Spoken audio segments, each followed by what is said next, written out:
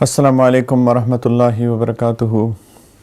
الحمدللہ والصلاة والسلام علی رسول اللہ۔ آج انشاءاللہ تعالی جز 11 کی سمری ہم لوگ بیان کریں گے۔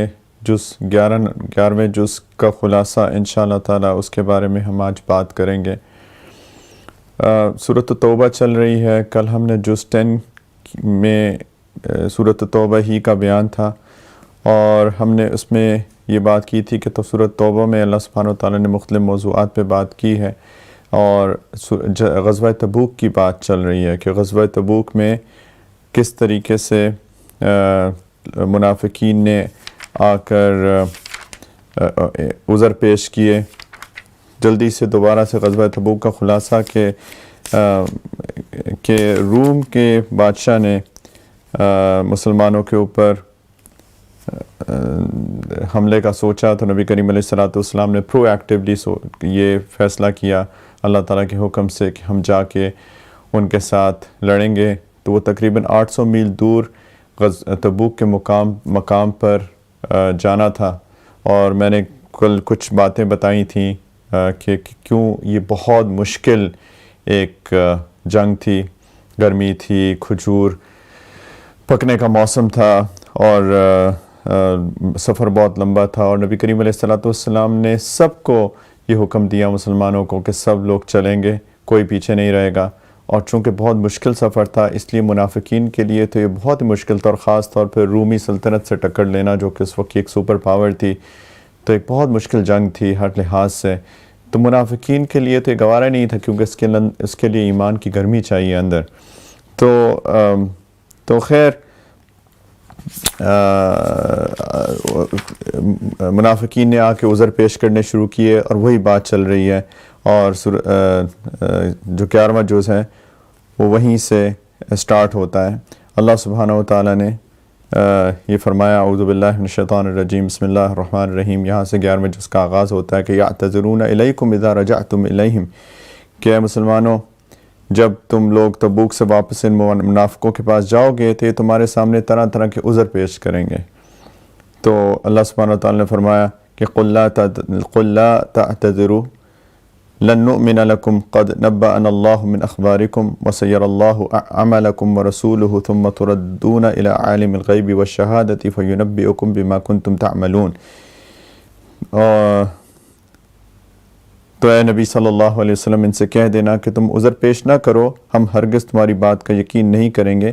اللہ تعالیٰ نے تمہارے حالات سے ہمیں اچھی طرح باخبر کر دیا ہے، اور آئندہ اللہ بھی تمہارا طرز عمل دیکھے گا، اور اس کا رسول بھی پھر تمہیں لوٹا کر اس ذات کے سامنے پیش کیا جائے گا جس کو چھپی اور کھلی تمام باتوں کا پورا علم ہے، پھر وہ تمہیں بتائے گا کہ تم کیا کچھ کرتے رہے ہو۔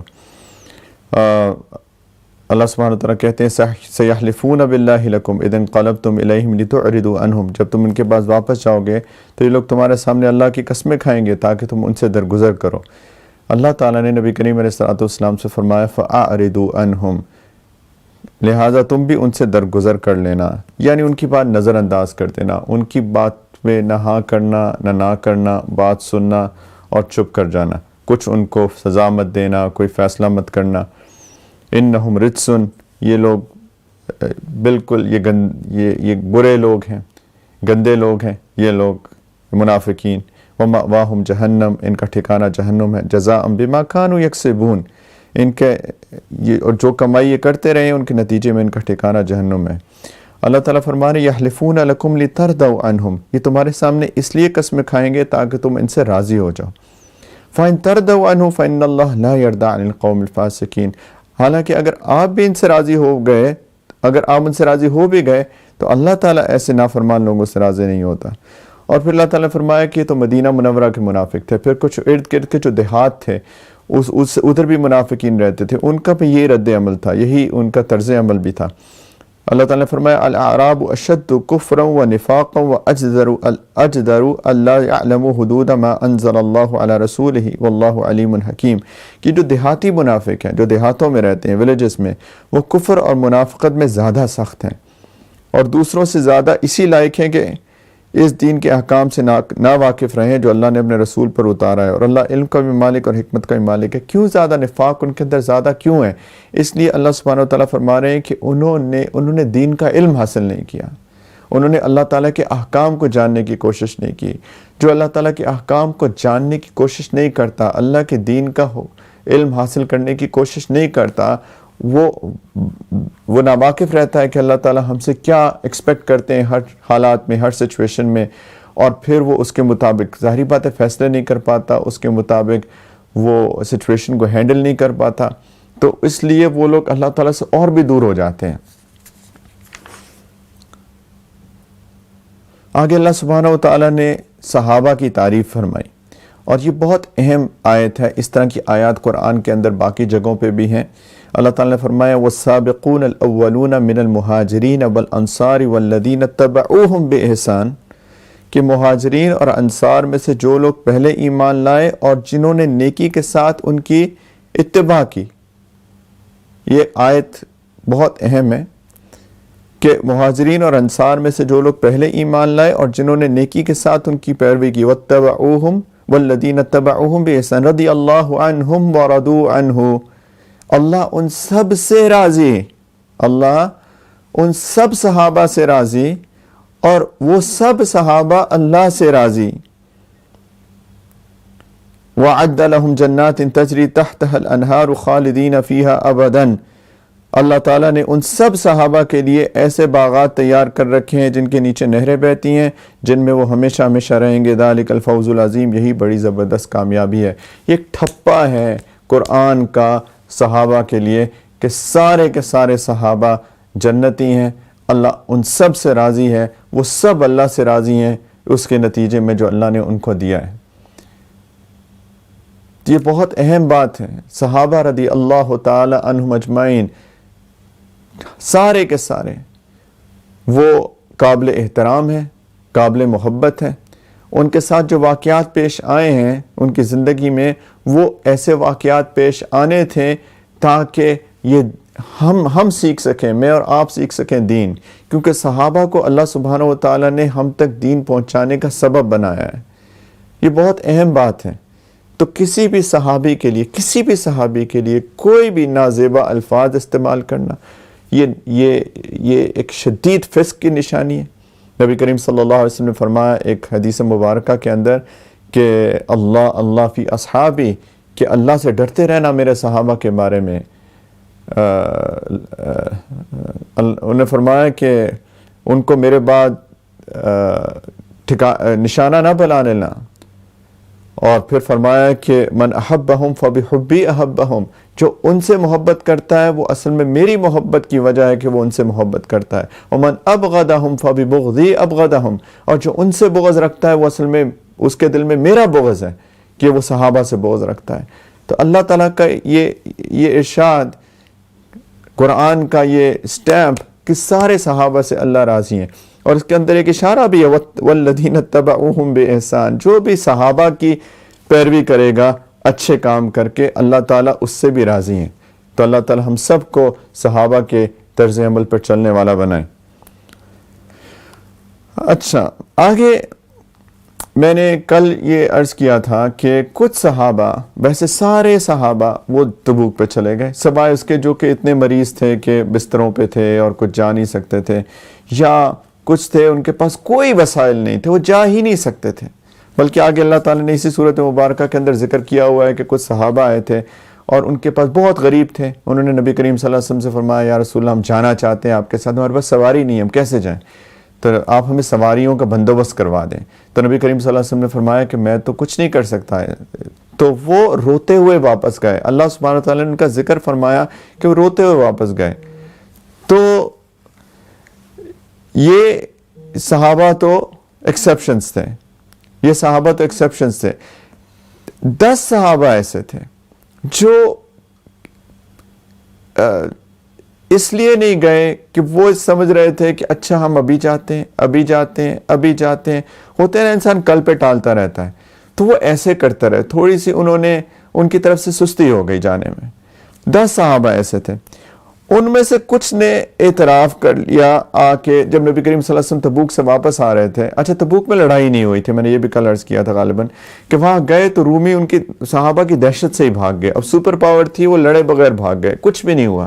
یہ اللہ کی طرف سے امتحان تھا, اصل میں لڑائی نہیں ہونی تھی, لیکن چونکہ بہت مشکل حالات تھے تو صحابہ کا امتحان تھا کہ کون منافق ہے, کون واقعی میں صحابی ہے, کون واقعی دل سے ایمان رکھتا ہے, کون واقعی میں اللہ کے رسول صلی اللہ علیہ وسلم سے محبت کرتا ہے, ان پہ جان نچھاور کرنے کا جذبہ رکھتا ہے. اصل میں اللہ کی طرف سے ایک امتحان آیا تھا, بہت سخت امتحان. تو جب نبی کریم صلی اللہ علیہ وسلم واپس آ رہے تھے تو یہ 10 صحابہ میں سے 7 صحابہ انہوں نے یہ مسجد نبی میں آئے اور انہوں نے اپنے آپ کو آ کے ستونوں سے باندھ لیا کہ ہم سے بہت بڑی غلطی ہو گئی, ہم اپنے آپ کو یہ سزا دیتے ہیں کہ ہم یہاں پہ اپنے آپ کو باندھ لیں گے جب تک اللہ کے رسول صلی اللہ علیہ وسلم ہمیں نہیں کہتے کہ تمہیں کوئی بات نہیں ہے, تم سے غلطی ہو گئی, چلو معاف کیا, ہم یہاں سے اپنے آپ کو نہیں کھولیں گے. تو نبی کریم صلی اللہ علیہ وسلم واپس تشریف لائے. انہوں نے دیکھا کہ ان صحابہ کو کیا ہوا, انہوں نے بتایا کہ ہم سے غلطی ہوگی, معاف کر دیں ہمیں.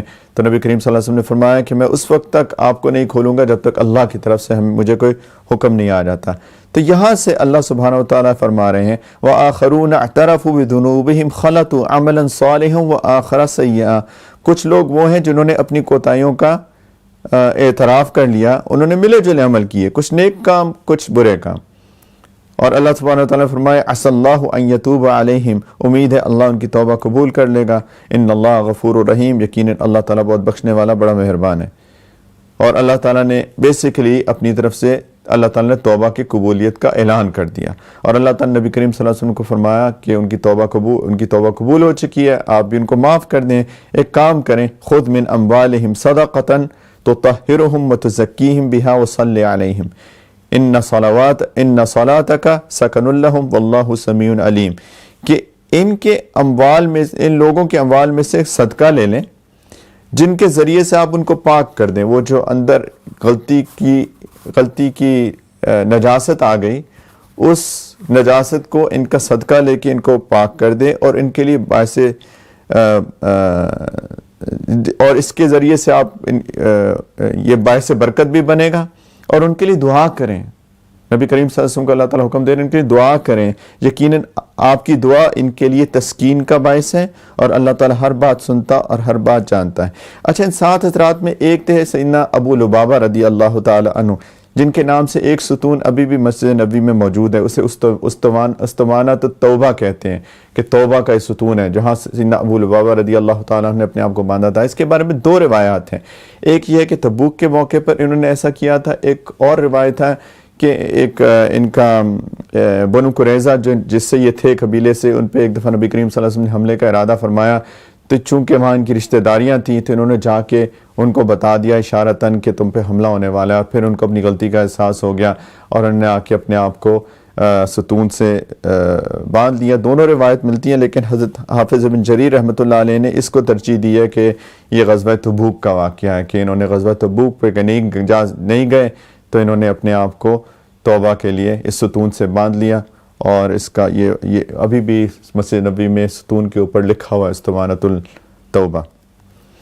خیر, تو اس آیت نے ایک چیز تو واضح کر دی, اگر کس سے گناہ ہو جائے, غلطی ہو جائے, تو مایوس نہیں ہونا, اللہ کی طرف متوجہ ہوں, اللہ سے معافی مانگیں.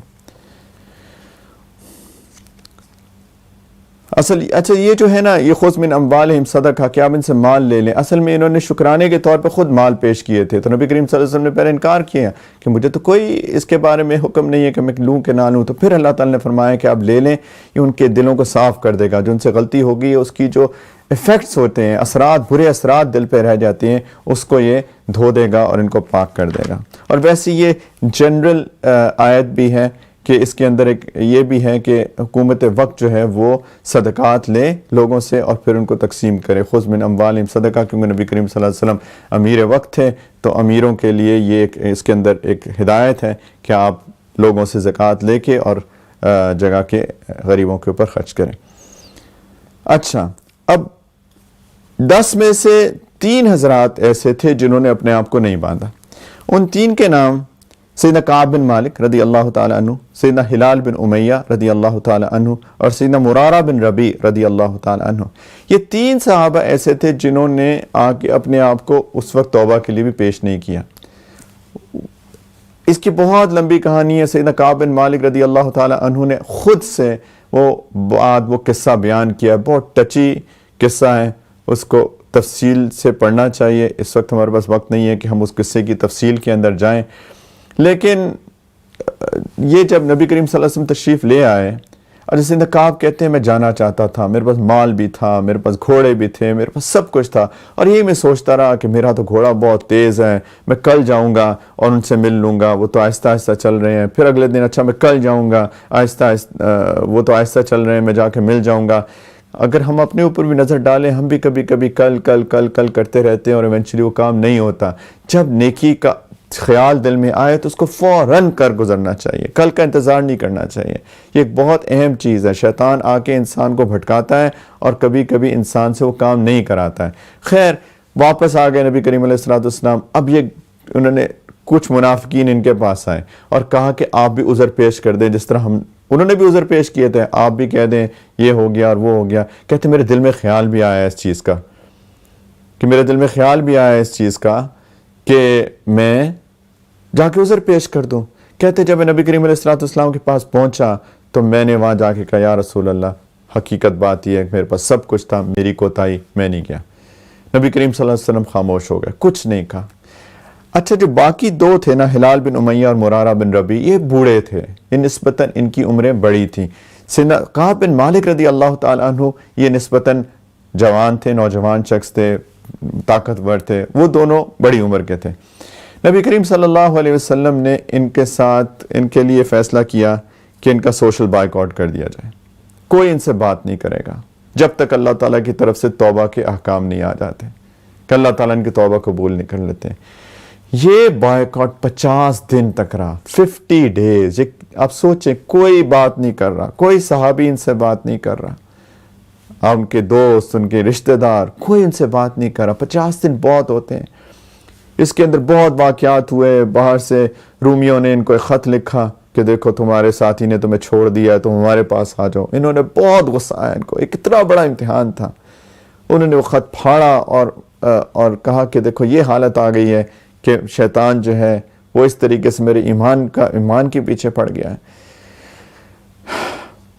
ایک وقت آیا، نبی کریم صلی اللہ علیہ وسلم نے فرمایا کہ اللہ تعالیٰ کے حکم سے کہ ان کی بیویوں کے لیے حکم ہوا کہ وہ بھی ان کا گھر چھوڑ کے چلی جائیں، یعنی ایک واحد سہارا جو گھر میں تھا وہ بھی نبی کریم صلی اللہ علیہ وسلم نے کہا کہ وہ بھی چلی جائیں۔ اچھا، یہ جو باقی دونوں ساتھی تھے ان کے، ہلال بن امیہ، مرارہ بن ربیع، ان کی بیویاں گئیں اور نے کہا کہ یا رسول اللہ، ہمارے شوہر بہت بوڑھے ہیں، اگر ہم چلی جائیں گی چھوڑ کے تو وہ تو اپنا خیال بھی نہیں رکھ سکیں گے۔ تو انہوں نے کہا ٹھیک ہے، تم ساتھ رہ سکتی ہو، لیکن دیکھو کوئی ازدواجی تعلق نہ پیدا کرے۔ انہوں نے کہا یا رسول اللہ، وہ تو اس دن سے رو رہے ہیں، وہ تو اتنے افسردہ ہیں، اپنی اتنی غلطی پہ نادم ہیں، وہ تو روئے جا رہے ہیں اس دن سے، نہ کھا رہے ہیں نہ پی رہے ہیں، تو یہ تو دور کی بات ہے ازدواجی تعلق ہونا۔ تو پھر منافقین آئے سیدنا کعب بن مالک کو، آپ بھی اپنی بیوی کو بھیجیں کہ وہ بھی اجازت لے لیں کہ وہ بھی آپ کے ساتھ رہیں۔ انہوں نے کہا میں پہلے ہی غلطی کر چکا ہوں، میں اور کوئی غلطی نہیں کرنے والا۔ اکیلے ہو گئے۔ نبی کہتے ہیں کہ میرے اوپر ایسا لگا کہ زمین اپنی پوری وسعت کے باوجود مجھ پر تنگ ہو گئی۔ آگے چل کے اللہ سبحانہ وتعالی نے فرمایا یہ چیز کہ یہ وہ لوگ تھے جن کے اوپر زمین اپنی وسعت کے باوجود تنگ ہو گئی۔ آیت نمبر 118، وَعَلَى الثَّلَاثَةِ الَّذِينَ خُلِّفُوا، اور ان تینوں پر بھی اللہ تعالیٰ نے رحمت کی نظر فرمائی جب توبہ ان کی قبول ہوئی، جس کا فیصلہ ملتوی کر دیا گیا تھا۔ حَتَّى إِذَا ضَاقَتْ عَلَيْهِمُ الْأَرْضُ بِمَا رَحُبَتْ وَضَاقَتْ عَلَيْهِمْ أَنفُسُهُمْ، جبکہ یہاں تک کہ جب ان پر یہ زمین اپنی ساری وسعتوں کے باوجود تنگ ہو گئی اور ان کی زندگیاں ان پر مشکل ہو گئیں، اور انہوں نے سمجھ لیا وَظَنُّوا أَن لَّا مَلْجَأَ مِنَ اللَّهِ إِلَّا إِلَيْهِ، کہ اللہ کی پکڑ سے خود اسی کی پناہ میں آئے بغیر کہیں اور پناہ نہیں مل سکتی۔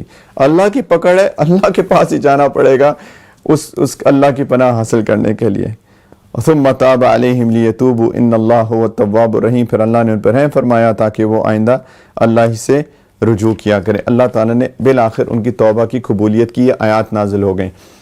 سیدنا کعب بن مالک کہتے ہیں میں اس دن اپنے گھر کی چھت پہ تھا اور 50 دن ہو چکے تھے اور کہتے ہیں میری عجیب کیفیت تھی اور میں نماز فجر کے بعد رو رہا تھا کہ میں نے کیا کیا. یہ کہتے ہیں ایک دم سے کوئی مسجد نبی سے کوئی چیخ کے کوئی بولا اونچی آواز میں کہ کعب مبارک ہو تمہاری توبہ قبول ہو گئی. یعنی جیسی آیات نازل ہوئیں تو نبی کریم صلی اللہ علیہ وسلم نے صحابہ کو خوشخبری دی. بہت خوش تھے سارے صحابہ کہ ہمارے بھائی کی توبہ قبول ہو گئی, ہمارے بھائیوں کی توبہ قبول ہو گئی. کوئی بات نہیں کر رہا تھا لیکن دل کے اندر ایک طلب تھی, ایک تڑپ تھی کہ ہمارا بھائی ہے وہ, اللہ کرے ان کی توبہ قبول ہو جائے. کسی نے وہیں سے چیخا اور پھر نبی کریم صلی اللہ علیہ وسلم نے ایک گھڑ سوار ایک صحابی کو گھوڑے پہ بھیجا کہ جاؤ ان کو جا کے خوشخبری دو. وہ آئے, انہوں نے کہا کہ مبارک ہو تمہاری توبہ قبول ہو گئی. تو کہتے ہیں میرے پاس اس وقت کچھ بھی نہیں تھا سوائے میرے اپنی قمیض کے. میں نے اپنی قمیض اتار کے اس کو تحفتاً دے دی.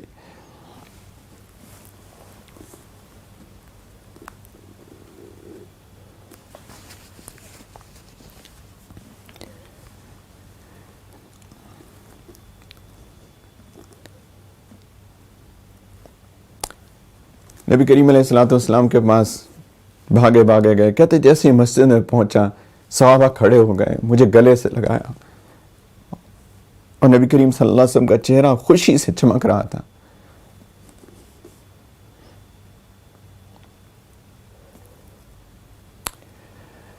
کہتے سیدنا کعب بن مالک اس دن شیطان نے میرے دل میں ڈالا تھا جھوٹ بول دو, عذر تلاش کر لو, عذر بنا دو, کوئی بہانہ بنا دو کہ یہ ہو گیا تھا وہ ہو گیا تھا اس لیے نہیں گیا.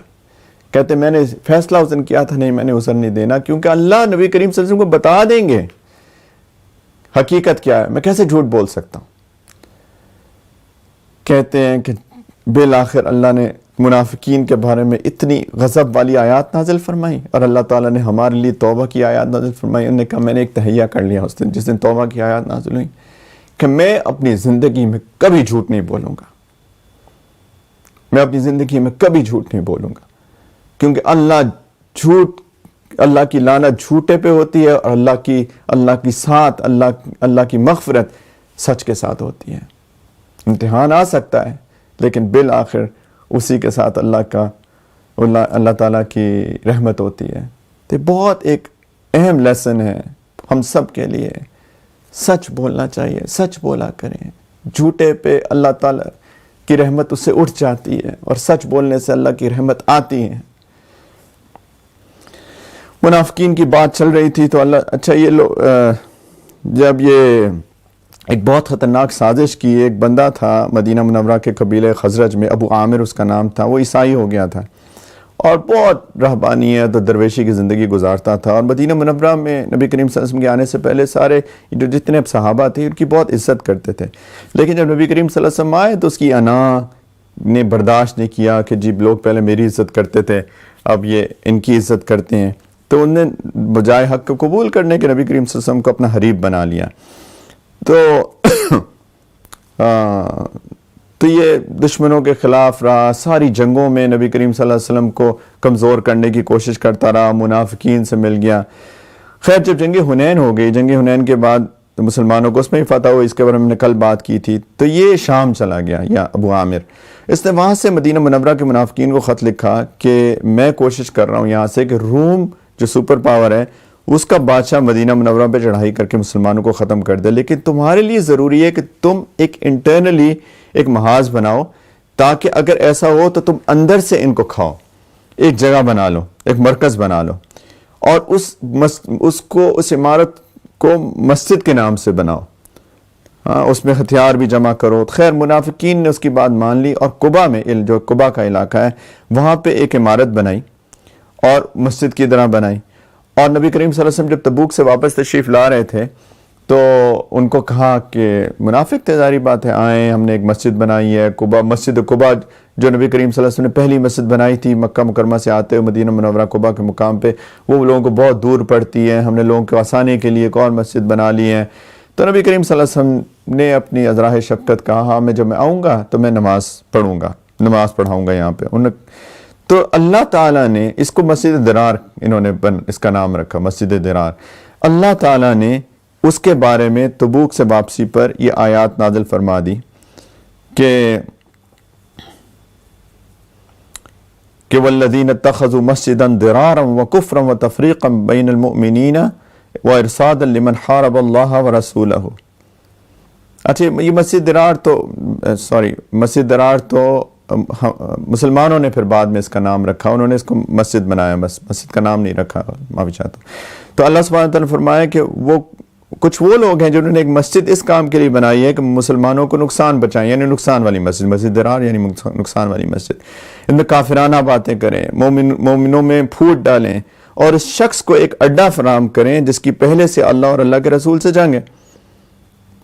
وَارْصَادًا لِمَنْ حَارَبَ اللَّهَ وَرَسُولَهُ مِنْ قَبْلِ وَلَيَحْلِفُنَّ إِنْ أَرَدْنَا إِلَّا الْحُسْنَى وَاللَّهُ يَشْهَدُ إِنَّهُمْ لَكَاذِبُونَ.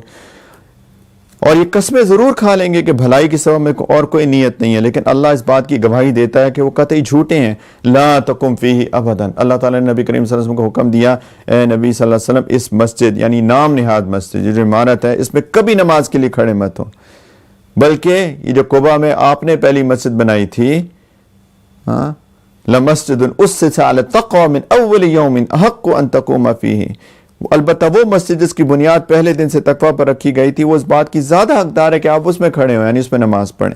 اور اللہ تعالیٰ نے قباء کے صحابہ کی ایک بڑی تعریفانہ کلمات اللہ تعالیٰ نے جاری فرمائے، بہت پیارے الفاظ ہیں کہ فیہ رجال یحبون ان یتطہروا. ان لوگوں کی ایک خوبی ہے کہ بہت پاک صاف رہتے ہیں، بہت پاک صاف رہتے ہیں. یہ پاک صاف رہنا ظاہری بات ہے، اندرونی اعتبار سے بھی ہے، ان کے دل صاف ہیں، لیکن ساتھ میں یہ ظاہری بھی بہت پاک صاف رہتے ہیں. یہ وضو اچھے طریقے سے کرتے ہیں، استنجا اچھے طریقے سے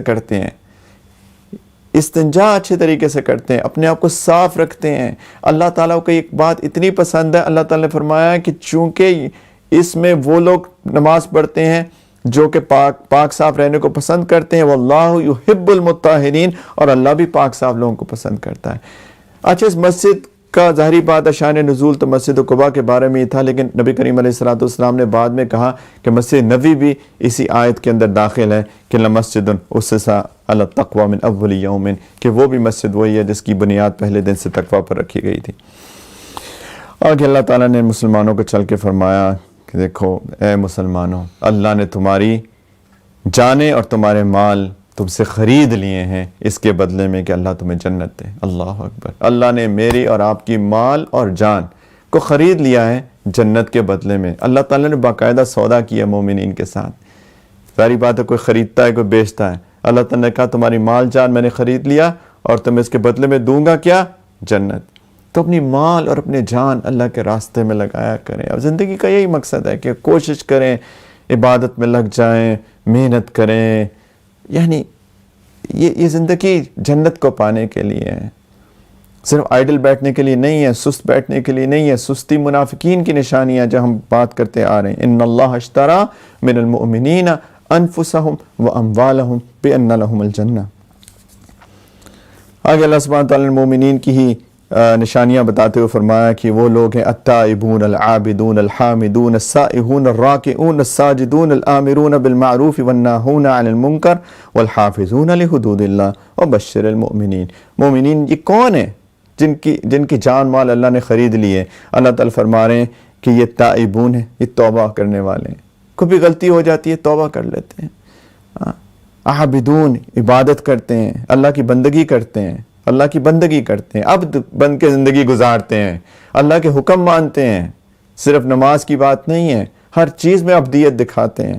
الحامدون شکر ادا کرنے والے ہیں، اللہ کی حمد بیان کرنے والے ہیں. السائحون یہاں پہ سائحون سے مراد روزہ رکھنے والے ہیں. والراکعون الساجدون رکوع کرتے ہیں، سجدہ کرتے ہیں. الامرون بالمعروف نیکی کا ایک دوسرے کو حکم دیتے ہیں. والناہون عن المنکر برائیوں سے ایک دوسرے کو منع کرتے ہیں. والحافظون لحدود اللہ اور اللہ کی قائم کی ہوئی حدوں کی حفاظت کرتے ہیں. یعنی ہر کام جو کرتے ہیں اس میں دیکھتے ہیں کہ اللہ کی حد، اللہ کی بتائی ہوئی حد کیا ہے. یہ بہت اہم چیز ہے.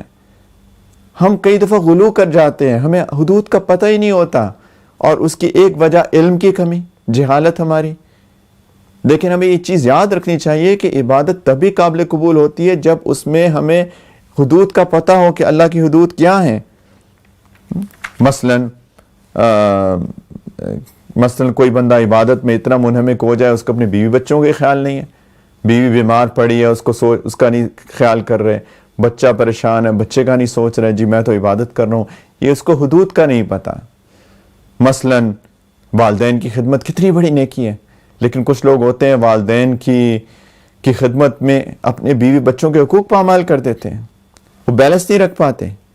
دیکھیں بیوی بچوں کے اپنے حقوق, والدین کے اپنے حقوق, اگر والدین کو ساری توجہ دے دیں, سارا فوکس ان کے اوپر ہو جائے اور بیوی بچوں کے حقوق پامال ہو جائیں, تو اس کا مطلب ہے اس کو اللہ کی بتائی حدود کا ہی نہیں پتہ. تو ان کی یہ نشانی بھی ہے والحافظون لحدود اللہ وبشر المؤمنین. پھر آگے اللہ سبحانہ و تعالیٰ نے فرمایا کہ مشرکین کے لیے مغفرت کی دعا نہ کیا کرے مومنین, اور چاہے وہ رشتہ دار ہی کیوں نہ ہو, جبکہ ان پہ یہ بات پوری طرح واضح ہو چکی ہے کہ وہ دوزخی لوگ ہیں. ما کان للنبی, نبی کے لیے بھی نہیں, والذین آمنوا ان یستغفروا للمشرکین. تو اس میں انہوں نے سوال پیدا ہوا دیکھیں کہ ابراہیم علیہ السلام تو اپنے باپ کے لیے دعا کرتے رہے استغفار کے لیے, جو کہ آزر تھا, وہ بت نہ صرف بتوں کی پوجا کرتا تھا, بت بناتا تھا. تو اللہ تعالیٰ نے فرمایا وَمَا كَانَ اسْتِغْفَارُ إِبْرَاهِيمَ لِأَبِيهِ إِلَّا عَن مَوْعِدَةٍ وَعَدَهَا إِيَّاهُ فَلَمَّا تَبَيَّنَ لَهُ أَنَّهُ عَدُوٌّ لِلَّهِ تَبَرَّأَ مِنْهُ إِنَّ إِبْرَاهِيمَ لَأَوَّاهٌ حَلِيمٌ. کہ ابراہیم علیہ السلام نے اپنے باپ کے لیے جو مغفرت کی دعا کی تھی, اس کی وجہ اس کے سوا کچھ نہیں تھی کہ انہوں نے اس باپ سے ایک وعدہ کر لیا تھا. پھر جب ان پہ یہ بات واضح ہو گئی کہ وہ اللہ کا دشمن ہے, تو اس سے دستبردار ہو گئے, یعنی اس کے بعد نہیں دعا کی. حقیقت یہ ہے کہ ابراہیم بہت آہیں بھرنے والا تھا,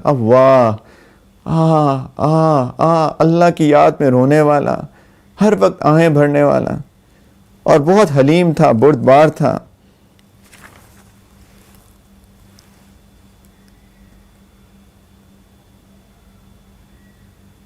انہوں نے وعدہ کیا تھا اپنے باپ سے کہ میں آپ کے لیے استغفار کروں گا, پہلے بھی غالباً گزر چکے یا آگے آنے والا ہے. خیر, تو اس سے ایک فقہاء نے ایک بات بھی نکالی ہے کہ یعنی جب ان کو پتہ چل گیا کہ اب یہ ایمان نہیں لانے والے, اللہ نے ان کو بتا دیا, تب انہوں نے استغفار کی دعا روک لی ان کے لیے.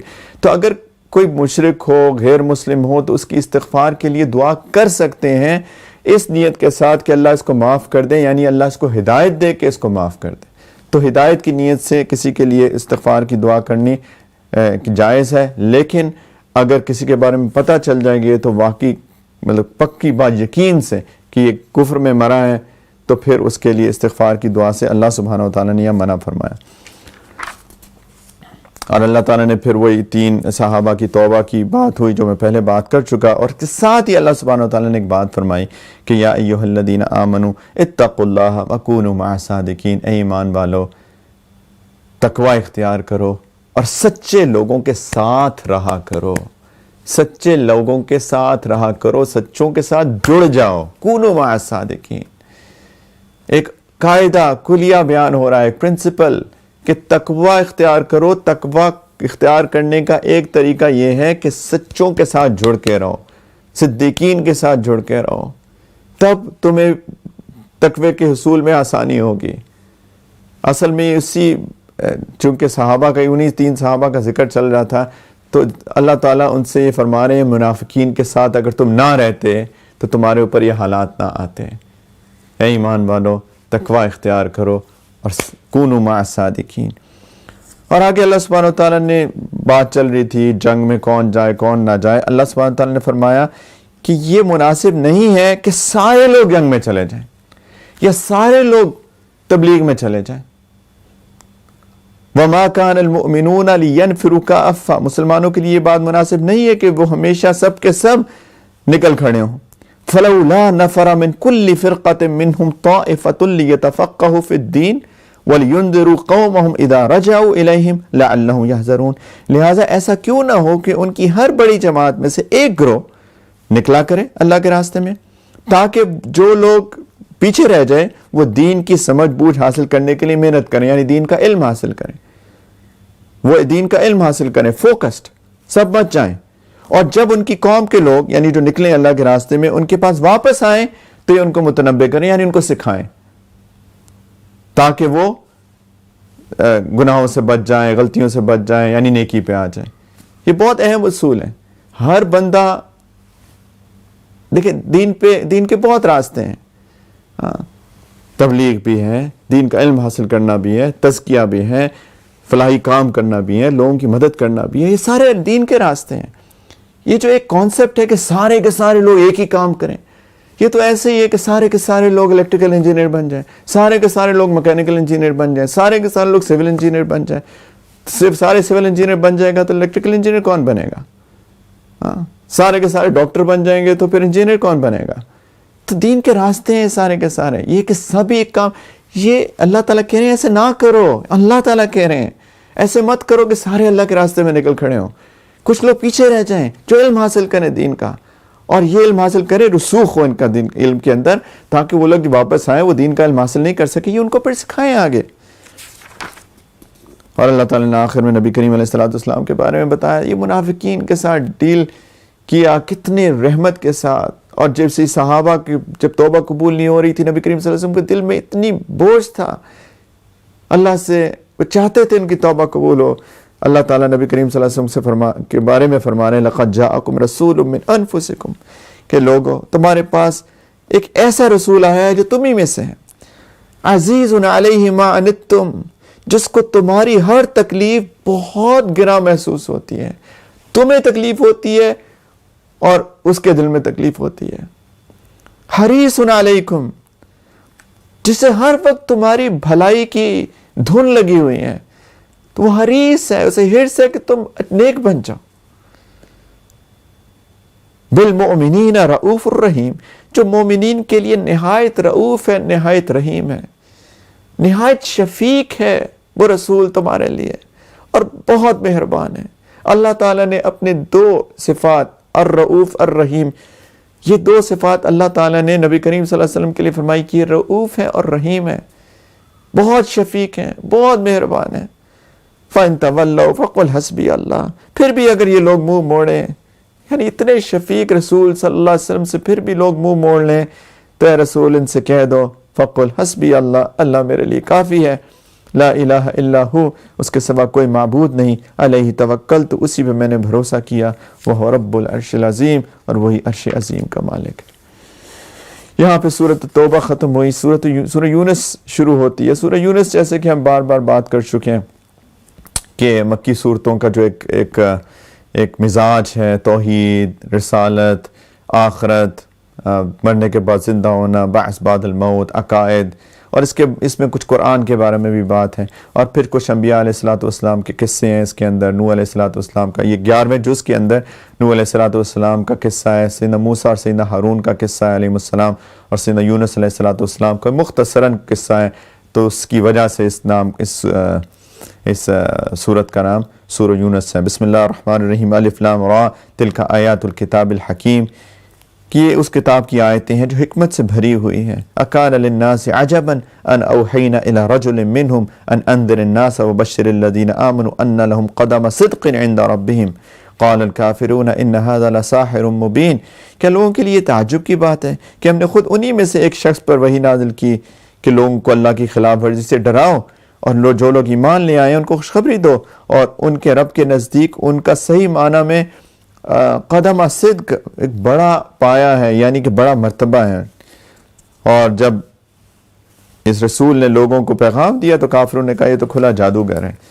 آگے اللہ تعالیٰ نے توحید اپنی بیان کی، هو الذی جعل الشمس ضیاء والقمر نورا وقدره منازل لتعلموا عدد السنین والحساب ما خلق اللہ ذلك الا بالحق یفصل الآیات لقوم یعلمون۔ اللہ وہی ہے جس سورج کو روشنی بنایا، چاند کو نور بنایا، اور اس کے سفر کے لیے منزلیں مقرر کر دیں تاکہ تم سالوں کی گنتی اور مہینوں کا حساب معلوم کر سکو ان چاند اور سورج کے ذریعے۔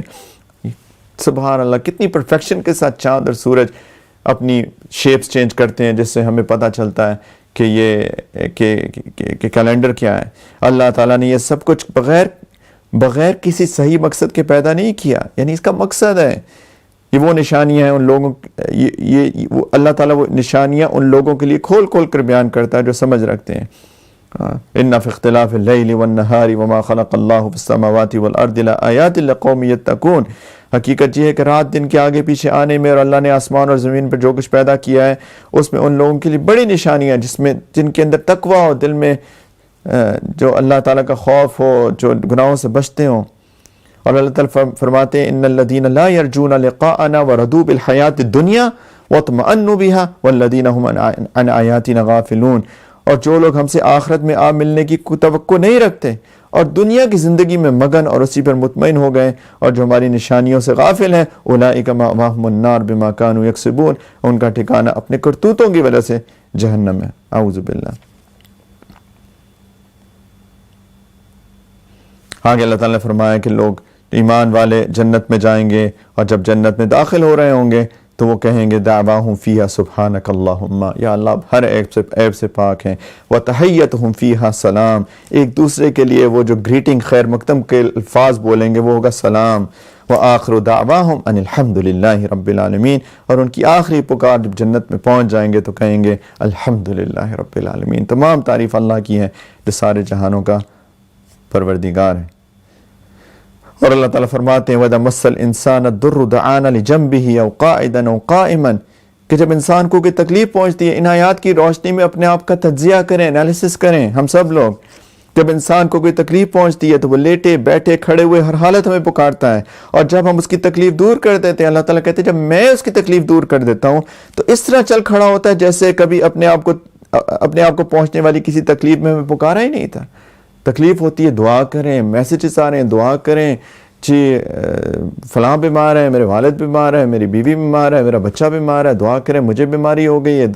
اور جب ٹھیک ہو جاتے ہیں تو ایسے پھر باغی ہو جاتے ہیں جیسے کہ کبھی اللہ تعالیٰ کو پکارا ہی نہیں تھا. قرآن کہہ رہا ہے، اللہ تعالیٰ کہتے ہیں جو لوگ حد سے گزر جاتے ہیں انہیں اپنے کرتوت اسی طرح خوشنما معلوم ہوتے ہیں. کذالک زین للمسرفین ما کانوا یعملون.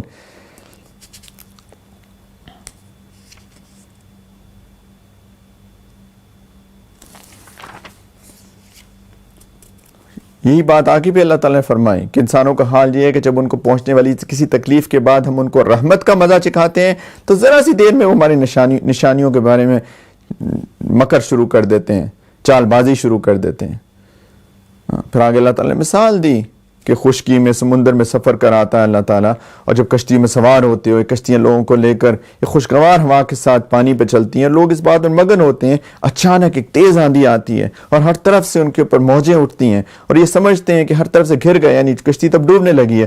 اس وقت وہ خلوص کے ساتھ صرف اللہ پر اعتماد کر کے اس کو پکارتے ہیں.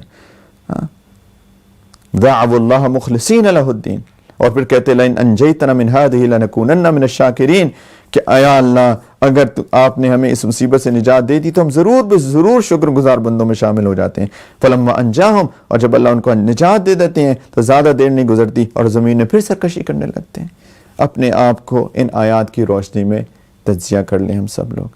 اللہ تعالیٰ فرماتے ہیں انما مثل الحیات الدنیا کماء انزلناہ من السماء فاختلط به نبات الارض مما یأکل الناس والانعام حتی اذا اخذت الارض زخرفها وزینت وظن اہلها انہم قادرون علیہ اتاها امرنا لیلا او نہارا فجعلناها حصیدا کأن لم تغن بالامس کذالک نفصل الآیات لقوم یتفکرون. دنیا کی زندگی کی مثال اللہ تعالیٰ دے رہے ہیں، مثال سے سمجھا رہے ہیں کہ آسمان سے پانی برسایا اللہ نے، زمین سے اگنے والی چیزیں بہت اگیں جس کو انسان بھی کھاتے ہیں، جانور بھی کھاتے ہیں، یہاں تک کہ جب زمین نے اللہ تعالیٰ فرماتے ہیں اپنا یہ زیور پہن لیا، یعنی اس کھیتی کا، اور خوشنما ہو کے سنگھار کر کے خوشنما ہو گئی اور اس کے مالک سمجھنے لگے کہ اب ہم پوری طرح اس کے قابو میں ہیں، تو کسی رات یا کسی دن کے وقت ہمارا حکم آیا اور اس پر کوئی آفت آ جائے تو ہم نے اس کو کٹی ہوئی کھیتی کی طرح بالکل پلین کر دیا، اس طرح تبدیل کر دیا جیسے وہ کھیتی تھی ہی نہیں. اللہ تعالیٰ اس کی مثال دے رہے ہیں زندگی کی. ہم بھی زندگی میں بہت کرتے ہیں، محنت کرتے ہیں، کماتے ہیں، گاڑیاں بناتے ہیں، گھر بناتے ہیں، اپنے ڈیکوریشنز کرتے ہیں، اور لگتا ہے ایک وقت میں آ کے کہ اب تو ہم پوری طرح قادر ہو گئے، سب کچھ ہو گیا، گاڑی دو گاڑیاں ہیں میرے پاس، گھر میں نے بنا لیا، بچے میرے بڑے ہو گئے، وہ کمانا شروع ہو گیا. انسان بھول جاتا ہے. اللہ تعالیٰ کہتے ہیں ایک دم سے موت آئے گی، ایک دم سے موت آئے گی اور سب ختم ہو جائے گا. جیسے اس کھیتی میں جب بڑی ہو جاتی ہے اور لوگ سمجھتے ہیں کہ یہ تو یعنی میرے قدرت میں ایک دم سے کوئی آفت آتی ہے اور ختم ہو جاتی ہے وہ چیز. دنیا کی مثال زندگی کی ایسی ہے. للذین احسنوا الحسنى وزیادہ ولا يرهق وجوههم قطر ولا ذلہ اولئک اصحاب الجنہ هم فیہا خالدون والذین کسبوا السیئات جزاء سیئۃ بمثلها وترهقهم ذلہ ما لهم من اللہ من عاصم. جن لوگوں نے اچھے کام کیے بہترین حالت انہی کے لیے ہے, اور اس سے بڑھ کر کچھ اور بھی جنت ملے گی, اور کچھ اور بھی اللہ تعالیٰ نے مجھول رکھا, بتایا نہیں. ایک روایت کے مطابق حدیث پاک میں نبی کریم صلی اللہ علیہ وسلم نے فرمایا جب جنتی جنت پہ چلے جائیں گے اللہ تعالیٰ سے پوچھیں گے سب نعمتیں مل گئی؟ کہیں گے یا اللہ سب نعمتیں مل گئی, بہت آپ کا شکر. انہوں نے کہا ایک نعمت رہ گئی. انہوں نے کہا یا اللہ کون سی نعمت رہ گئی؟ ہم تو ہر چیز پاتے ہیں. پھر اللہ تعالیٰ اپنا دیدار کرائیں گے, اپنا دیدار کرائیں گے. للذین احسنوا الحسنى وزیادہ. اس وقت جنت والوں کو محسوس ہوگا کہ یہ نعمت باقی نعمتیں کچھ ہے ہی نہیں جو جنت میں ان کو ملی, جب اللہ تعالیٰ کا دیدار ملے گا ان کو. نیز ان کے چہروں پر نہ کبھی سیاہی چھائے گی نہ ذلت, وہ جنت پہ رہنے والے ہمیشہ رہیں گے. اور وہ لوگ جنہوں نے برائیاں کمائی دنیا میں, ان کا برائی کا بدلہ اسی جیسا برا ہوگا. ان پر ذلت چھائی ہوگی, اللہ کے عذاب سے انہیں کوئی نہیں بچا سکتا. اللہ محفوظ رکھے. پھر آگے اللہ تعالیٰ نے اپنی توحید کی اور مثالیں دلائل دیے. آخر میں اللہ تعالیٰ نے بعد میں فرمایا کہ وما كان هذا القرآن ان يفترى من دون الله ولكن تصديق الذي بين يديه وتفصيل الكتاب لا ريب فيه من رب العالمین. یہ قرآن ایسا نہیں ہے کہ اسے کسی نے اپنی طرف سے گھڑ لیا ہو اور اللہ نے نہ اتارا ہو, بلکہ وہی ان باتوں کی تصدیق کرتا ہے جو اس سے پہلے بھی آ چکی ہیں پچھلی کتابوں میں. یعنی اور اللہ نے جو باتیں لوح محفوظ میں لکھ رکھی ہیں ان کی تفصیل بتاتا ہے, اس میں ذرا شک کی گنجائش نہیں ہے. یہ اس ذات کی طرف سے ہے جو تمام جہانوں کی پرورش کرتے ہیں.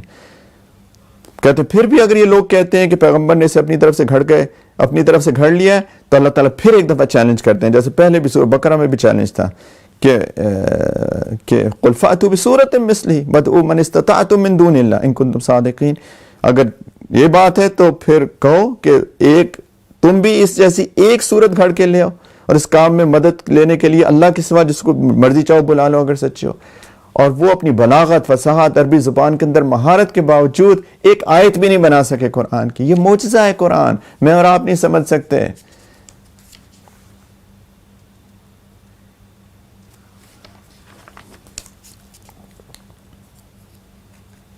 اللہ تعالیٰ پھر بعد کہتے ہیں قیامت کے دن لوگ کھڑے ہوں گے تو ان کو ایسا لگے گا کہ دنیا میں صرف ایک گھڑی رہ کے آئے ہیں, ایک کچھ ساتھ ہیں, کچھ تھوڑا سا, یا ایک شام یا ایک صبح. یہ دنیا کی زندگی آخرت کے مقابلے میں صرف اتنی سی ہے, اور ہم ساری محنت اس دنیا کے لیے کرتے ہیں, اور آخرت کی زندگی جو ہمیشہ رہنے والی ہے اس کے لیے ہم کوئی محنت ہی نہیں کرتے ہیں.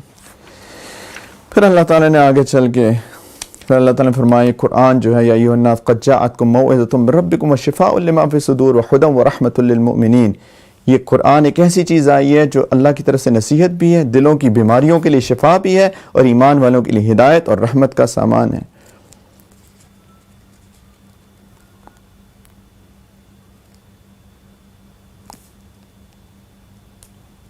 الا ان اولیاء اللہ لا خوف علیہم ولا هم یحزنون الذین آمنوا وکانوا یتقون. اللہ کے ولی ہوتے ہیں کچھ لوگ, ان پہ نہ کوئی خوف ہوگا نہ ان کو پہ غم ہوگا. کون ہے اللہ کے ولی؟ الذین آمنوا وکانوا یتقون, جو ایمان لاتے ہیں اور گناہوں سے بچتے ہیں. یہ اللہ انہیں اپنا دوست بنا لیتا ہے, اپنا ولی بنا لیتا ہے. اللہ کی ولایت کے لیے بس یہ چیزیں چاہیے, ایمان اور ساتھ میں پوری تابع داری, 100% شریعت سنت پہ عمل, اپنی مرضی کا دین نہیں بنانا. پھر نوح علیہ الصلوۃ والسلام, موسیٰ اور ہارون علیہ الصلوۃ والسلام اور یونس علیہ الصلوۃ والسلام کا مختصر قصہ آیا ہے. وقت بہت ہو گیا, میں انشاءاللہ تعالی کل تو نوح علیہ الصلوۃ والسلام کا قصہ تو ہمیں جو بات ہوئی کہ ان کے قوم نے ان کو جھٹلایا, 950 سال تک ان کو تبلیغ کی, پھر بھی نہیں مانے. بالآخر اللہ تعالیٰ نے نوح علیہ الصلوۃ والسلام کو کہا کہ کشتی ایک بناؤ, ایک جہاز بناؤ, سمندری جہاز, اس میں داخل ہو جاؤ. اور پھر اللہ تعالیٰ نے طوفان بھیج دیا. اس کی تفصیل نہیں ہے یہاں پہ, بس اللہ تعالیٰ نے کہا جو کشتی میں تھے انہیں بچا لیا اور باقی سارے ڈوب گئے. اور موسیٰ علیہ الصلوۃ والسلام اور ہارون علیہ الصلوۃ والسلام کا قصہ ہم تفصیلاً پہلے کر چکے ہیں. اس میں جو ذکر ہے کہ اللہ تعالیٰ نے فرمایا کہ بنو اسرائیل کو سمندر سے پار کرا دیا, فرعون اور اس کا لشکر جو تھا وہ ڈوب گیا. اور جب ڈوبنے لگا فرعون جب ڈوبنے لگا تو اس وقت جب اس کے پردے ہٹ گئے، غیب کے پردے ہٹ گئے، تو وہ کہتا ہے اس وقت کہ قال آمنت انہ لا الہ الا الذی آمنت به بنو اسرائیل وانا من المسلمین، کہ میں مان گیا اور جس خدا پر بنو اسرائیل ایمان لائے ہیں اس کے سوا کوئی معبود نہیں ہے، میں بھی مسلمان ہوتا ہوں۔ اللہ تعالی نے فرمایا الان، کہ اب ایمان لاتے ہو، وقد عصیت قبل وکنت من المفسدین، پہلے تو نافرمانی کرتے رہے تھے اور فساد مچاتے رہے تھے۔ اللہ تعالیٰ نے کہا یہ اس وقت میں ایمان توبہ قابل قبول نہیں ہے۔ آخری جب نبی کریم صلی اللہ علیہ وسلم نے فرمایا جب روح نکل رہی ہوتی ہے، جب آخری غرغرہ ہوتا ہے، اس وقت توبہ کے دروازے بند ہو جاتے ہیں۔ یہ اس نے اس وقت توبہ کی تھی۔ اللہ تعالیٰ نے کہا اب نہیں، اور اللہ تعالیٰ نے ایک بات فرمائی فَالْيَوْمَ نُنَجِّيكَ بِبَدَنِكَ لِتَكُونَ لِمَنْ خَلْفَكَ آیَةً، کہ میں تمہارے جسم کو بچا لوں گا تاکہ تم اپنے بعد کے لوگوں کے لیے عبرت کا نشان بن جاؤ۔ اور آج تو مؤخرین کی، ہسٹورینز کی ایک ریسرچ ہے کہ اگر آپ مصر کے عجائب میوزیم میں جائیں، عجائب گھر میں، تو وہاں پہ ایک فرعون کی لاش پڑی ہوئی ہے جس کا نام من فتح ہے غالباً، اور انہوں نے کہا کہ ریمسس بھی جس کو کہتے ہیں، آئی تھنک ریمسس سیکنڈ ہے یا تھرڈ ہے، میرے اس سے ظاہر نہیں ہے، لیکن وہ ان کی تحقیق کے مطابق وہ جو ممی پڑی ہوئی ہے، جو لاش پڑی ہوئی ہے مصر کے عجائب گھر میں، وہی تھا جو موسیٰ علیہ السلام کے وقت فرعون تھا، کیونکہ مصر کے سارے بادشاہوں کو فرعون کہتے ہیں، تو یہ وہی ہے۔ تو یہ اگر یہ بات سچ ہے تو یہ تو قرآن کی کھلی دلیل ہے۔ اللہ تعالیٰ فرما رہے ہیں کہ فرعون کو میں تمہارے بدن کو بچا لوں گا اور آگے بعد والے لوگوں کے لیے عبرت بناؤں گا۔ اور جا کے مجھے موقع ملا اس کو دیکھنے کا، سبحان اللہ، میں دیکھ کے کہتا ہوں یہ خدائی کا دعویٰ کرتا تھا، یہ خدائی کا دعویٰ کرنے والا، اللہ اکبر۔ ہاں، پھر آگے اللہ تعالیٰ نے سورہ یونس علیہ السلام کا قصہ بتایا۔ اس میں قصہ یونس علیہ السلام جب اپنی قوم سے مایوس ہو گئے تو انہوں نے سوچا کہ یہ تو اب قوم نہیں ایمان لائے گی، تو اب تو عذاب آنے والا ہے، وہ نکل گئے مایوس ہو کے۔ پیچھے کیا ہوا کہ یونس ان کو سمجھ میں آ گئی کہ یہ تو واقعی اللہ کے رسول ہیں، وہ سب نکلے، انہوں نے توبہ کی، اللہ تعالیٰ نے ان کی توبہ قبول کر لی۔ اللہ تعالیٰ نے اس کے بارے میں ذکر کیا کہ فلولا كانت قرية آمنت فنفعها ایمانها الا قوم یونس، کہ بھلا کوئی بستی ایسی کیوں نہ ہوئی کہ ایسے وقت ایمان لاتی جب اس کا ایمان اسے فائدہ پہنچا سکتا۔ البتہ یونس علیہ السلام کی قوم کے لوگ ایسے تھے، جب ایمان لے آئے تو ہم نے انہیں دنیا کی زندگی میں عذاب کی رسوائی سے بچا لیا اور ان کو ایک مدت تک زندگی کا لطف بھی دیا۔ اچھا، پھر وہ اس کی یہاں پہ تفصیل نہیں یونس علیہ السلام کی، لیکن وہ جب گئے تو نکلے تو ایک کشتی میں بیٹھ گئے، کشتی میں بیٹھے تھے تو پھر کشتی میں طوفان آ گیا، تو لوگوں نے کہا کہ کشتی بھاری ہو گئی ہے تو کسی کو کودنا پڑے گا، تو قرآن نکلا، سیدنا یونس علیہ السلام کا نام نکلا اور ان کو انہوں نے پھینک دیا، پھر ان کو مچھلی نے نگل لیا، اور مچھلی نے نگلا تو وہاں جا کے انہوں نے اللہ تعالیٰ سے معافی مانگی، لا الہ الا انت سبحانک انی کنت من الظالمین کے الفاظ سے، اور اللہ تعالیٰ نے بالآخر ان کو مچھلی کے پیٹ سے بچا لیا۔ وہ قصہ اور صورت میں ہے۔ تو بس یہ سورہ یونس ختم ہوئی۔ انشاءاللہ 11ویں جز میں سورہ ہود بھی تھوڑی سی ہے، کچھ آیات، بالکل 5 آیات ہیں، تو انشاءاللہ سورہ ہود سے ہم کل شروع کریں گے۔ اللہ تعالیٰ ہمیں قرآن کی صحیح سمجھ عطا فرمائے اور عمل کی توفیق عطا فرمائے، اور اس کی روشنی میں اپنی زندگی کو پرکھنے والا بنائے، اینالائز کرنے والا بنائے، اور جو ہم سے غلطیاں ہو رہی ہیں، جو ہماری ایمان کی کمی ہے، جو ہماری گناہ کر رہے ہیں، ہم اللہ کی نافرمانی کر رہے ہیں، ہم اس قرآن کی روشنی میں اپنے آپ کو پرکھیں، اینالائز کریں اور اپنی زندگیوں کو ٹھیک کریں۔ اس رمضان کے ختم ہونے سے پہلے ہم سب پورے کے پورے انشاءاللہ دین پہ چلنے والے بن جائیں اور تقوی اختیار کر لیں۔ وآخر دعوانا ان الحمدللہ رب العالمین۔ چلو دعا کریں گے۔ دعا سے پہلے ہر روز کی طرح توبہ کے کلمات پڑھ لیں سچے دل سے، اخلاص کے ساتھ۔ جو اگر کوئی بیعت کرنا چاہتا ہے، بیعت توبہ، تو بیعت کی نیت بھی کر سکتا ہے۔ تو سب لوگ اخلاص دل کے ساتھ کہیں بسم اللہ الرحمن الرحیم، لا الہ الا اللہ محمد الرسول اللہ، آمنت باللہ وملائکتہ وکتبہ ورسلہ والیوم الآخر والقدر خیرہ وشرہ من اللہ تعالی والبعث بعد الموت۔ آمنت باللہ کما ہوا باسمائہ وصفاتہ وقبلت جمیع احکامہ اقرار باللسان وتصدیق بالقلب اشہد ان لا الہ الا اللہ واشہد ان محمدا عبدہ ورسولہ استغفر اللہ ربی من کل ذنب واتوب الیہ برحمتک یا ارحم الراحمین۔ انشاءاللہ دعا کر لیتے ہیں۔ الحمدللہ رب العالمین، اللہم صلی علی سیدنا محمد وعلی آل سیدنا محمد وبارک وسلم۔ ربنا ظلمنا انفسنا وان لم تغفر لنا وترحمنا لنكونن من الخاسرین۔ ربنا لا تزغ قلوبنا بعد إذ هديتنا وهب لنا من لدنك رحمة إنك أنت الوهاب لا إله إلا أنت سبحانك إنا كنا من الظالمين يا مقلب القلوب ثبت قلوبنا على دينك يا مصرف القلوب صرف قلوبنا على طاعتك اللهم حبب إلينا الإيمان زينه في قلوبنا وكر إلينا الكفر والفسوق والعصيان واجعلنا من الراشدين اللهم آت نفوسنا تقواها وزکها انت خیر من زکاها انت ولیها و مولاها۔ یا اللہ اس مجلس کو قبول فرما لیجیے، اللہ اس کا حق نہیں ادا کر پایا، میرے مولا معاف فرما دیجیے، بس ٹوٹی پھوٹی کوشش قبول کر لیجیے میرے مولا، اس کا مقصد کچھ بھی نہیں یا اللہ سوائے اس کے کہ ہم سب کی قرآن سے محبت پیدا ہو جائے، قرآن سے مناسبت پیدا ہو جائے۔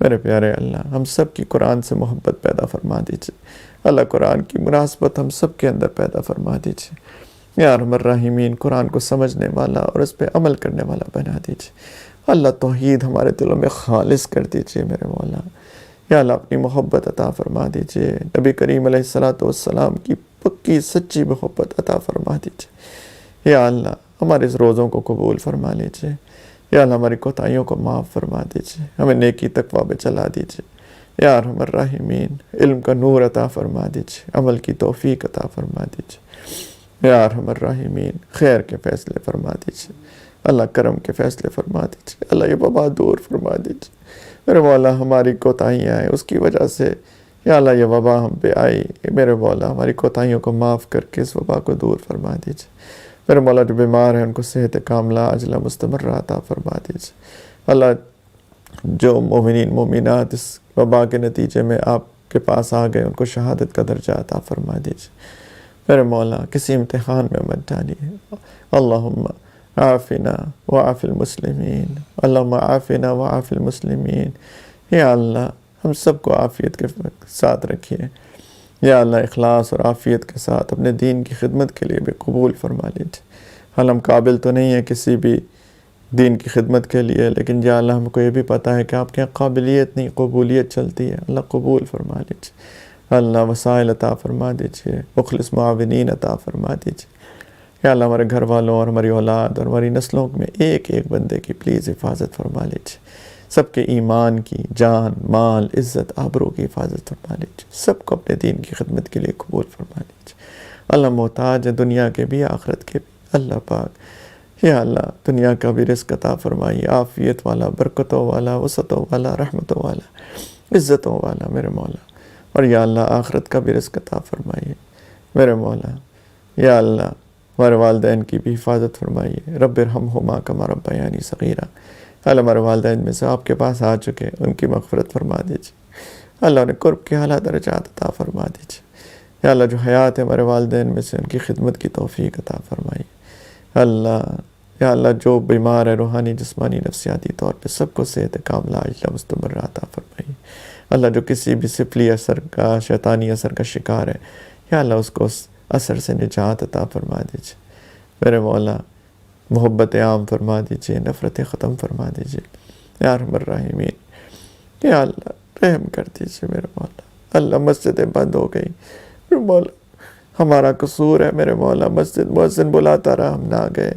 میرے مولا، مسجدیں کھول دیجیے، ہم وعدہ کرتے ہیں میرے مولا ہم جائیں گے، آپ کی توفیق بھی مانگتے ہیں جانے کے لیے میرے مولا، حرمین شریفین بھی بند ہے میرے مولا، آپ کی توفیق سے رمضان میں جانے کی توفیق ہوتی تھی میرے مولا، اس دفعہ ہماری بے ادبیوں کی وجہ سے یا اللہ ہماری ناشکریوں کی وجہ سے حرمین بھی بند ہو گئے میرے مولا آپ پلیز حرمین کی رونقیں بحال فرما دیجیے، ہمیں بار بار بلائیے میرے مولا، بار بار بلائیے، وہاں کے ادب کا خیال کرتے ہوئے، وہاں کی عظمت کو دل میں رکھتے ہوئے میرے مولا، یا اللہ محبت کے ساتھ، یا اللہ ایمانی کیفیات کے ساتھ میرے مولا بار بار بلائیے میرے مولا۔ جنہوں نے خدمت کی ان کو بہت عطا فرمائیے، دین دنیا کی ہر بھلائی، یا اللہ ان کے بچوں کی، ان کی نسلوں کی بھی حفاظت فرمائیے، ان کی پریشانیاں دور فرمائیے، یا اللہ رزق کی تنگی دور فرمائیے، رزق میں برکتیں عطا فرمائیے میرے مولا۔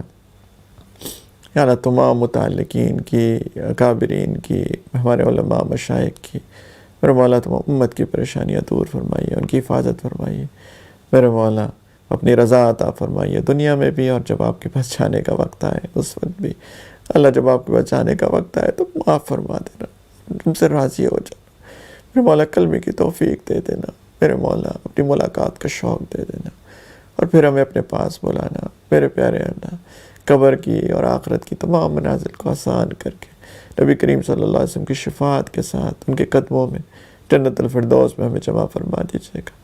اور یا اللہ اپنا دیدار بے حجاب، اللہ آپ نے فرمایا، یا اللہ بھی ہم نے صورت پڑھی کہ آپ جنتیوں کو ایک نعمت سب نعمتوں سے زیادہ عطا فرمائیں گے، اور وہ آپ کا دیدار ہوگا میرے مولا، ہمیں بھی اس دیدار میں حصہ عطا فرما دینا۔ یا اللہ ہم قابل تو نہیں ہے میرے مولا، یہ گناہ گار ہیں کہ اس قابل نہیں ہے کہ آپ کا دیدار کر پائیں، لیکن آپ کی مغفرت اور آپ کی رحمت ہر چیز سے اعلیٰ اور اونچی ہے میرے مولا، ہمیں معاف کر دینا، ہمارے گناہ، ہمارے نگاہوں کو پاک کر دینا، اپنی رحمت سے معاف کر دینا میرے مولا، اپنا دیدار عطا فرمائیے گا یا اللہ، اور اپنی کامل رضا، اپنی دائمی رضا عطا فرمائیے گا۔ اللہ ہم فقیر ہیں، ایسے فقیر جن کو مانگنے کا ڈھنگ بھی نہیں آتا میرے پیارے اللہ، بن مانگے ہی عطا فرما دیجیے اللہ، رحمت کر دیجیے، معاف کر دیجیے، عافیت فرما دیجیے اللہ، دجال کے فتنے سے بچا لیجیے اللہ، دجال کے فتنے سے بچا لیجیے میرے مولا، یہ دجالی فتنے کا دور ہے میرے مولا، دجال کے فتنے سے ہم سب کو بچا لیجیے۔ ربنا تقبل منا انك انت السميع العليم وتب علينا انك انت التواب الرحيم، صلی اللہ علی النبی الکریم وعلى آلہ وصحبہ اجمعین برحمتک یا ارحم الراحمین۔ الحمدللہ، جزاک